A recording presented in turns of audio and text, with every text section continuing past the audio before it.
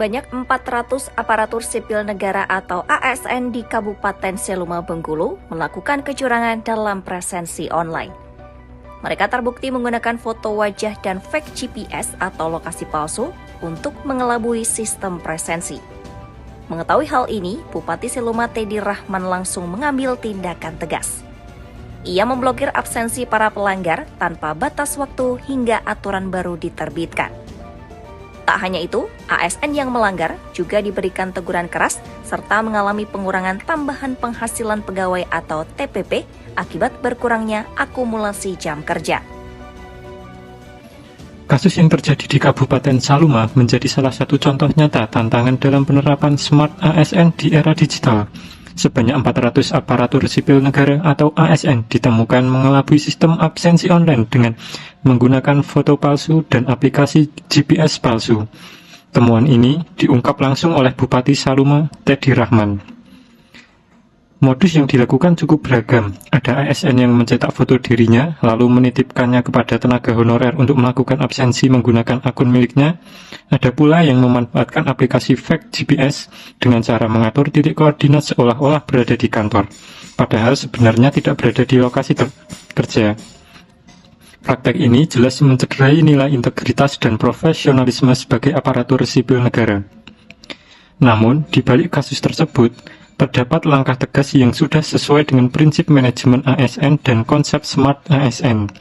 Pemerintah Kabupaten Seluma menerapkan sistem preventif yang tegas dengan memberikan peringatan keras kepada seluruh PNS, CPNS maupun P3K agar tidak menggunakan aplikasi manipulasi lokasi saat absensi. Penerapan kedisiplinan juga ditegakkan. Manipulasi absensi dinilai sebagai pelanggaran serius terhadap komitmen tanggung jawab ASN. Oleh karena itu, ASN yang terbukti melanggar langsung diberikan sanksi berupa pemblokiran akses absensi hingga diterbitkannya aturan lebih lanjut. Langkah ini menunjukkan upaya membangun rasa tanggung jawab dan integritas. Dalam konsep Smart ASN, integritas, literasi digital, dan etika digital merupakan fondasi utama. ASN seharusnya memanfaatkan teknologi untuk meningkatkan kinerja dan pelayanan, bukan justru mencari celah untuk melakukan kecurangan. Di sisi lain, praktik ini menunjukkan adanya penyimpangan dari prinsip Smart ASN. Literasi digital belum dimanfaatkan secara bijak. Teknologi yang seharusnya menjadi alat peningkatan kinerja justru digunakan untuk kepentingan pribadi. Budaya disiplin pun menjadi lemah, karena waktu kerja yang seharusnya digunakan untuk melayani masyarakat tidak dimanfaatkan secara optimal. Dampaknya, kinerja organisasi menurun dan data kehadiran menjadi tidak akurat, sehingga mengganggu evaluasi kinerja secara keseluruhan. Sebagai upaya perbaikan, pemerintah Kabupaten Seluma bersama BEP KPSDM melakukan pengawasan yang lebih ketat terhadap sistem absensi online dan e-kinerja. Selain itu, sanksi disipliner diterapkan secara tegas, mulai dari teguran keras, penundaan kenaikan pangkat, hingga pemberhentian apabila pelanggaran terus berulang. Tidak hanya penindakan, penguatan nilai integritas dan profesionalisme juga perlu ditanamkan melalui pelatihan dan pembinaan. Pengembangan literasi digital menjadi langkah penting dengan menekankan pada peningkatan digital skill, digital culture, digital etnik, dan digital safety. Sistem absensi juga perlu dilengkapi fitur geofencing dan deteksi fake GPS agar kecurangan dapat dicegah secara sistematis. Melalui sosialisasi yang berkelanjutan, diharapkan tumbuh kesadaran bahwa manipulasi absensi bukan hanya merugikan instansi, tetapi juga merugikan diri sendiri dan mencederai kepercayaan masyarakat. Kasus ini menjadi pelajaran penting bahwa menjadi Smart ASN bukan hanya soal mampu menggunakan teknologi, tetapi juga tentang memiliki integritas, tanggung jawab, dan komitmen untuk memberikan pelayanan terbaik bagi masyarakat.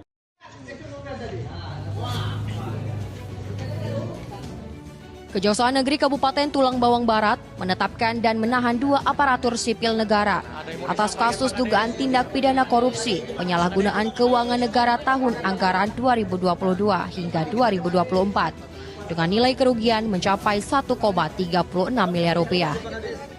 Kedua tersangka berinisial FR selaku Kepala Dinas, HR selaku Kepala Bidang di Dinas Lingkungan Hidup Kabupaten Tulang Bawang Barat, Lampung.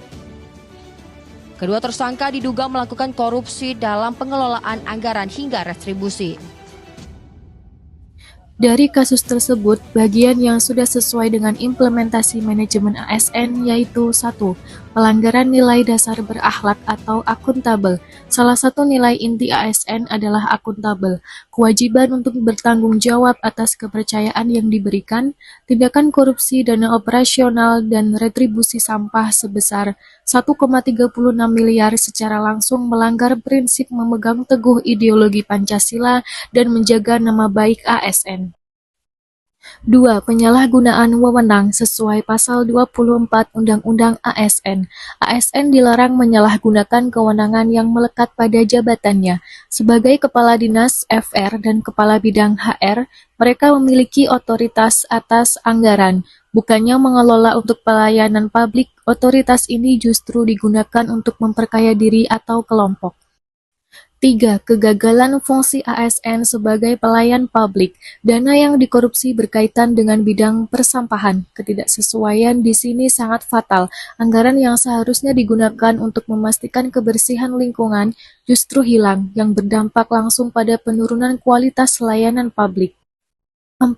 Pelanggaran kode etik dan kode perilaku. Setiap ASN wajib menjaga integritas. Kasus ini menunjukkan runtuhnya benteng etika di level pimpinan atau top manajemen yang seharusnya menjadi penjaga gawang atau gatekeeper anggaran. Bagian yang tidak sesuai dengan implementasi manajemen ASN. 1. Kesesuaian dengan prosedur pemberhentian sementara. Berdasarkan regulasi, ASN yang ditahan karena menjadi tersangka tindak pidana wajib diberhentikan sementara dari jabatannya. 2. Asas kepastian hukum. Penetapan tersangka dan penahanan selama 20 hari oleh kejaksaan menunjukkan berjalannya fungsi pengawasan eksternal dan penegakan hukum yang sesuai dengan KUHP dan UU Tindak Pidana Korupsi. 3. Peran pengawasan masyarakat dan media. Publikasi kasus ini oleh media seperti Kompas TV sesuai dengan prinsip transparansi dalam manajemen publik. Rekomendasi upaya perbaikan dalam manajemen ASN. 1. Digitalisasi total atau sistem cashless. Masalah utama dalam kasus retribusi seperti di DLH adalah adanya interaksi fisik antara petugas dan wajib diretribusi. Terapkan sistem retribusi digital, hilangkan penggunaan uang tunai, setiap transaksi harus tercatat di sistem perbankan daerah secara real-time. 2. Implementasi sistem merit sistem yang sebenarnya. Perketat talent, manajemen jabatan strategis harus melalui fit and proper test yang transparan, melibatkan psikolog dan pemantauan rekam jejak integritas, bukan sekedar senioritas. 3. Penguatan whistleblowing system. Korupsi selama 2-3 tahun menunjukkan bahwa ada budaya diam di internal organisasi. WBS harus dikelola oleh pihak ketiga atau unit pusat yang menjamin kerahasiaan pelapor 100%. Jangan biarkan pelapor melapor ke atasan langsung jika atasannya adalah pelaku. Kesimpulannya, berdasarkan analisis situasi terkini, korupsi harus diatasi secara total karena merupakan kejahatan luar biasa yang menghancurkan fondasi ekonomi, sosial, dan masa depan bangsa Indonesia.